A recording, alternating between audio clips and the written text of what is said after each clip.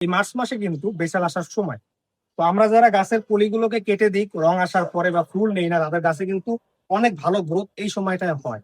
এই সময় আপনারা দুইটা কাজ ভুলেও করবেন না, সেটা হচ্ছে হঠাৎ করে আপনারা অতিরিক্ত পরিমাণ সার দিতে যাবেন না। হ্যাঁ, অনেকেই করেন কি, গাছের যেহেতু গ্রোথের সময় অনেকে বেশি করে খাবার দিয়ে ফেলেন, অনেকে ইউরিয়া সার দিয়ে ফেলেন, ডিএপি সার দিয়ে ফেলেন, এগুলো করতে যাবেন না।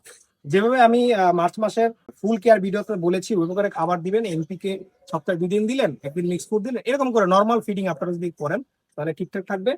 আর হচ্ছে সেকেন্ড কথা, পানির কিন্তু টান টান এখন কোনো মতে করা যাবে না। মানে হচ্ছে মাটি শুকিয়ে আছে, আপনারা 1 দিন 2 দিন 3 দিন পানি দিচ্ছেন না।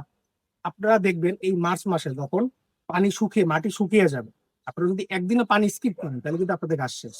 এটা মনে রাখবেন, গাছ গোলাপ গাছ যদি একবার ঝিমিয়ে পড়ে সেই গাছটাকে সুস্থ করা অনেকটাই কঠিন হয়ে পড়ে। তো রেগুলার আপনারা পানি দিবেন। আর যেসব মিডিয়ার মধ্যে দেখবেন যে পানি শুকোচ্ছেই না, 1 দিন 2 দিন 3 দিন হয়ে গেছে, 3 দিনে যে মাটিগুলো শুকায় না সেসব মিডিয়াতে কখনোই গোলাপ গাছ হবে না। আপনারা মাটিটা চেঞ্জ করে, মানে হচ্ছে মিডিয়াটা ভালো হয়নি, মিডিয়াটা চেঞ্জ করে সুন্দর করে মাটি বানিয়ে আপনারা গাছগুলোকে বসিয়ে দিবেন। সুন্দর করে পানি দিবেন, বেশিও দিবেন না কমও দিবেন না, পরিমাণ মতো দিবেন। আর হচ্ছে হঠাৎ করে ভুলভাল সার বেশি করে দিতে যাবেন না, তাহলে কিন্তু গাছের ক্ষতি হবে, গাছের গ্রোথের জায়গায় গাছটা মারাও যেতে পারে।